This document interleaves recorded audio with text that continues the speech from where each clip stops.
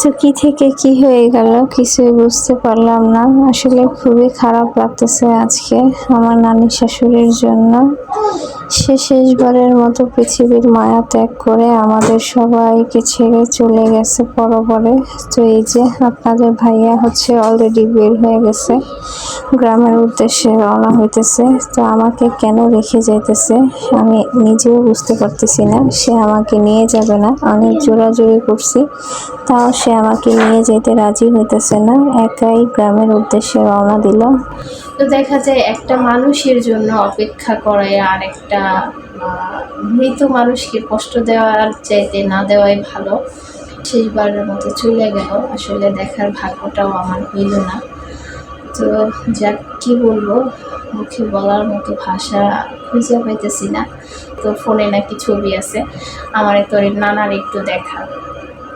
মানে নানি খুবই ফ্রি ছিল, ফ্রিলি কথাবার্তা বলতো। ওনার নাতনিদের সাথে যেভাবে কথাবার্তা বলতো সেম কথাবার্তা আমার সাথে বলতো। আমাকে তুই বলে ডাকতো, আমি নানিকে তুমি বলে ডাকতাম। আসসালামু আলাইকুম। তো আপনারা সবাই কেমন আছেন? আশা করি যে যেখানে আছেন সুস্থ আছেন, ভালো আছেন।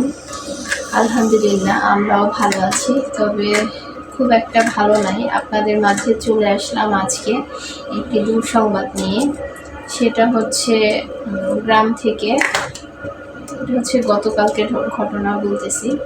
তো গতকাল রাতে হচ্ছে গ্রাম থেকে ফোন আসলো যে আমার শ্বশুরবাড়ির এলাকা থেকে, বগুড়া থেকে ফোন আসলো একটা দুঃসংবাদ, যেটা খুবই দুঃখজনক একটা বিষয়। আসলে আমরা এটা কখনোই আশা করি নাই এরকম একটা ঘটনা আজকে ঘটে যাবে। আসলে সুস্থ সবল মানুষ কিভাবে সম্ভব? তো আমার নানি শাশুড়ি হইতেছে হাজার মানুষের মধ্যে 2-4 জন মানুষ এরকম মৃত্যুবরণ করে। উনি হচ্ছে নামাজে দাঁড়াইছিল, মাগরিবের নামাজ, অজু টজু করে হচ্ছে নামাজে দাঁড়াইছে। এরপরে হচ্ছে মাগরিবের নামাজ 2 রাকাত সম্ভবত পড়ছে। তো ওই নামাজের অবস্থায় নানি শাশুড়ি আমার, উনি হচ্ছে ইন্তিকাল করছে। তো ইন্না লিল্লাহি ওয়া ইন্না ইলাইহি রাজিউন।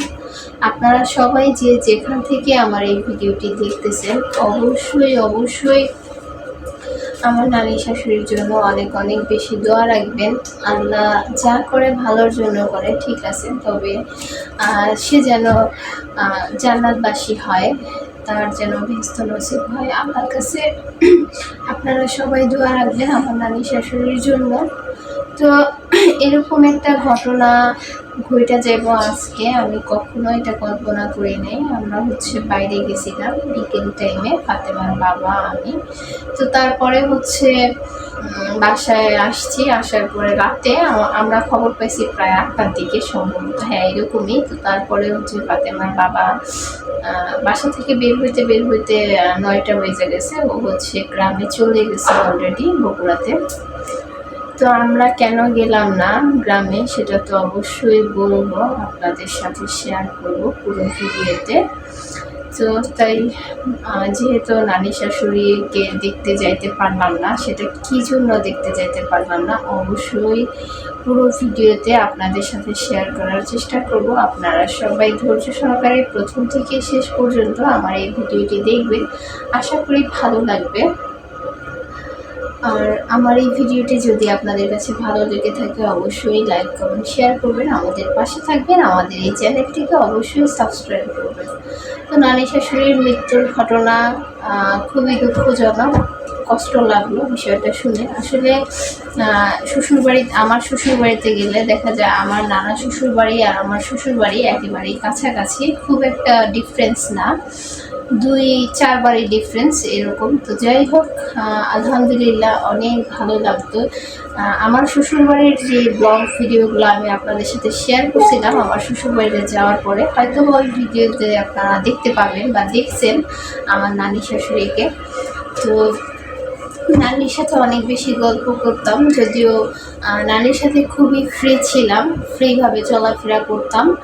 তো আজকে খুব খারাপ লাগতেছে যে সেই মানুষটা পৃথিবীর মায়া ত্যাগ করে চলে গেছে শেষবারের মতো। খুবই কষ্টদায়ক একটা ঘটনা।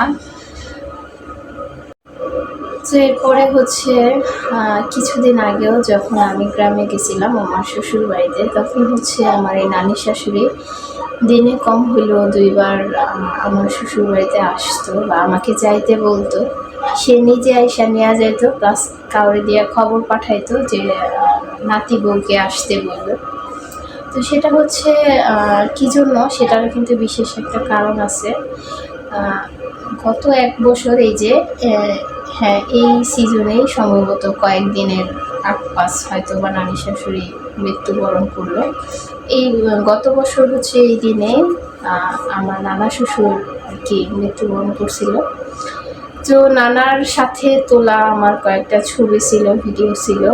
তো সেগুলো হচ্ছে আমি গ্রামে গেছি পর বলতেছে তোর ফোনে নাকি ছবি আছে, আমারে তোর নানার একটু দেখা। মানে নানি খুবই ফ্রি ছিল, ফ্রিলি কথাবার্তা বলতো। ওনার নাতনিদের সাথে যেভাবে কথাবার্তা বলতো সেম কথাবার্তা আমার সাথে বলতো। আমাকে তুই বলে ডাকতো, আমি নানিকে তুমি বলে ডাকতাম। তো একেবারে অন্যরকম একটা ভালো সম্পর্ক ছিল নানির মধ্যে, দুষ্টুমি ফাইজলামি সবটাই ছিল। তো এরপরে হচ্ছে নানার ছবি দেখতো, নানা কী করতো না করতো এই সেই অনেক গল্পই আমার সাথে আমার নানি শাশুড়ি করছে। তো এখন দেখা যায় হঠাৎ করে এরকম একটা অবস্থা। তো সেটা হচ্ছে নানির মৃত্যু আল্লাহ যা করে ভালোর জন্যই করে। তবে নানির মৃত্যুটা একটু অন্যরকমভাবে হয়েছে, যেটা না বললেই নয়। দেখা যায় হাজারে 2-1 জন মানুষ খুঁজে পাওয়া যায় এইভাবে মৃত্যুবরণ করছে। সেটা হচ্ছে নামাজে দাঁড়ায় উনি মৃত্যুবরণ করছে। তো আল্লাহ যাতে ওনাকে জান্নাতবাসী করে। আল্লাহর কাছে আপনারা সবাই দোয়া রাখবেন আমার নানি শাশুড়ির জন্য। তো এরপরে হচ্ছে নানির সাথে আর কি ভালো একটা সম্পর্ক, ভালো লাগার কিছু মুহূর্ত কাটাইছি গ্রামে যাইয়া। অন্যরকম একটা ভালো লাগা ছিল। আসলে খুবই কষ্ট লাগতেছে আজকের এই বিষয়টায়। তো আপনাদের ভাইয়া হচ্ছে গতকালকেই রাতে খবর পাওয়ার কিছুক্ষণ পরেই হচ্ছে বের হয়েছে। যেহেতু রাতের বেলা খবরটা আসছে, ওরকম করে কিন্তু যাওয়া আর কি কীভাবে যাবে, কী করবে একটা টেনশনের মধ্যে ছিল। যেহেতু ঢাকা থেকে অনেক দূর ফাতেমার দাদার বাড়ি। তো সেটা হচ্ছে কিভাবে যাবে, কি করবে। পরে হচ্ছে আমার খালা শাশুড়ির ঘরের দেবর আছে, কাছেই হচ্ছে ও থাকে, ওকে ফোন দিছে, ফোন দিয়ে বাসায় নিয়ে আসলো। ও বাসায় আসছে, পরে 2 ভাই হচ্ছে একসাথে বের হয়েছে। তো আমাকে হচ্ছে কেন নিয়ে গেল না বা আমি কেন গেলাম না, সেটাও কিন্তু একটা প্রশ্ন আছে। অবশ্যই আপনারা হয়তো বলতে পারেন যে নানি শাশুড়ি মারা গেছে, গেলাম না কেন। অবশ্য গেলে ভালো হইতো, যদি যাইতে পারতাম নিজের কাছেও অনেক বেশি ভালো লাগতো। তবে আপনাদের ভাইয়া হচ্ছে আমাকে নিয়ে যায় নাই। এর কারণ হচ্ছে সে নেওয়া যায় নাই যে রাতের বেলা একটা মহিলা মানুষ, মেয়ে মানুষ, প্লাস বাচ্চা আছে সাথে, কিভাবে সে যাবে তারও কোনো নিশ্চয়তা নাই। মানে নির্দিষ্ট কোনো ইয়া নাই যে কিভাবে কি করে যাবে। অনেক রাত হয়ে যেতে পারে। তো যার জন্য হচ্ছে আমাদের নেওয়া যায় নাই, যাইতে চাইছিলাম। পরে বললো যে না, তোমাদের যাওয়ার দরকার নাই, আমি কিভাবে যাব সেটাই বুঝতে পারতেছি না। সকালে গেলে দেখা যায় জানাজা পাইবো না, এরকম একটা অবস্থা, কারণ অনেক বেশি দেরি হয়ে যাইব। তো দেখা যায় একটা মানুষের জন্য অপেক্ষা করায় আর একটা মৃত মানুষকে কষ্ট দেওয়ার চাইতে না দেওয়াই ভালো। তো এরপরে হচ্ছে নানি যেহেতু মাগরিবের সময় মারা গেছে, গতকালকে মাগরিবের সময় মারা গেছে। তো আজকে হচ্ছে সকাল 10টার দিকে ওনাকে দাফন করানো হয়েছে। তো জানাজা হয়েছে 10টার দিকে। তো ফাতেমার বাবা দেখা যায় সকালে বের হইলে হয়তো বা ওরকম করে টাইমলি পৌঁছাইতে পারতো না, যার জন্য রাতেই চলে গেছে। তো আমাদের হচ্ছে নেওয়া যায় নাই, উনি একাই গেছে। তো আর কী বলবো, খুবই খারাপ লাগার একটা বিষয় আপনাদের সাথে আজকে শেয়ার করতেছি। হয়তো বা ক্যামেরা বন্দি করে আপনাদের সামনে, ক্যামেরার সামনে বলতেছি, আসলে ভিতরটা খুবই খারাপ লাগতেছে নানির জন্য। যে আমি কিন্তু আমার বিয়ের পরে আমি আমার দাদা শ্বশুরকে পাই নাই। উনি আমার বিয়ের আগেই আর কি মারা গেছে, ওনাকে আমি দেখি নাই। তো দাদি শাশুড়িকে পাইছিলাম। সে খুবই ভালো মনের মানুষ ছিল। আমি এক কথায় বলতে পারি আমার শ্বশুরবাড়ি এলাকার যতগুলা মানুষ, আত্মীয় স্বজন, পাড়া প্রতিবেশী যতগুলা মানুষের সাথে আমি পরিচিত হয়েছি, আমার মনে হয় না যে আমার দাদি শাশুড়ির মতো ওরকম করে আমাকে কেউ ভালোবাসছে। দাদি শাশুড়ি খুবই ভালো মনের মানুষ ছিল। তো উনি হচ্ছে করোনার মধ্যে আমাদের বিয়ের কিছুদিন পরে যেই কয়েকটা দিন আমি আমার দাদি শাশুড়ি পাইছি, আলহামদুলিল্লাহ খুবই ভালো লাগছে দাদির সাথে কাটানো মুহূর্তগুলো। আসলে মানুষ সৃষ্টির শ্রেষ্ঠ জীব আমরা, তো আজ না হয় কাল আমাদের সেই মৃত্যুর স্বাদ গ্রহণ করতে হবে, এটাই স্বাভাবিক। তবে কষ্ট লাগে কাছের মানুষগুলো যখন পৃথিবীর মায়া ত্যাগ করে চলে যায়, আর কি ভাষায় প্রকাশ করার মতো না, খুবই খারাপ লাগে। তো আজকে হচ্ছে গত বছর আমার নানা শ্বশুর চলে গেছে। তো সেম 1 বছর পরে, পুরাপুরি 1 বছরের মাথায় আজকে নানি শাশুড়িও পৃথিবীর মায়া ত্যাগ করে চলে গেল। তো একটা জিনিস কি, হ্যাঁ মারা গেছে, খারাপ লাগতেছে, তবে আরেক দিক থেকে বলতে পারতেছি যে না, সে ছিল সুস্থ সবল স্বাভাবিক। একদিন মানে বিছানায় ভুইগা আর কি হয় নাই। আল্লাহ সুস্থ সবল থাকতে, হাত সবটা ঠিকঠাক থাকতেই নিয়ে গেছে। এটাই অনেক কিছু। তো যাক, আল্লাহ যা করে ভালোর জন্যই করে। অবশ্য দেখা যায় হ্যাঁ আমাদের মন খারাপ লাগতেছে, যার যার জায়গা থেকে তার মন খারাপ লাগতেছে যে না আর কয়েকটা দিন বাঁচতো বা আর কিছুটা দিন থাকতো, কোনো কিছু সমস্যা হলো না, অসুখ না বিসুখ না, কেন আল্লাহ নিয়ে গেল। আমাদের হয়তো এরকম আমাদের মনের বা আবেগের প্রশ্ন আসে। তো এটা হচ্ছে কি, দেখা যায় মুরব্বী মানুষ, হ্যাঁ 2জন মানুষ একটা সময়ে স্বামী স্ত্রী খুব কাছের, অন্যরকম একটা ভালোবাসার আর কি পূর্ণতার একটা সংসার হয়। এরপরে সন্তানাদি হইলে দেখা যায় ওটা হচ্ছে সন্তানদের প্রতি অন্যরকম দায়িত্ব, ভালোবাসা, কর্তব্য চলে আসে। আবার দেখা যায় বৃদ্ধ বয়সে ছেলে মেয়েকে বিয়ে দিয়ে যে যার মতো সংসার হয়ে গেছে, তখন আবার সেই শেষ বয়সে কিন্তু স্বামী স্ত্রীর সেই দুজন আবার মানে একজোড়ার পাখি হয়ে যায় বলা যায়। তো গত বছর হচ্ছে নানা শ্বশুর ইন্তিকাল করছে। নানি কেমন যেন একা হয়ে গেছে, আসলে মুরব্বী মানুষ একা হয়ে গেছে, অন্যরকম একটা ছিল। তো আজকে নানি শাশুড়িও শেষবারের মতো চলে গেল। আসলে দেখার ভাগ্যটাও আমার হইল না। তো যাক, কী বলবো, মুখে বলার মতো ভাষা খুঁজে পাইতেছি না।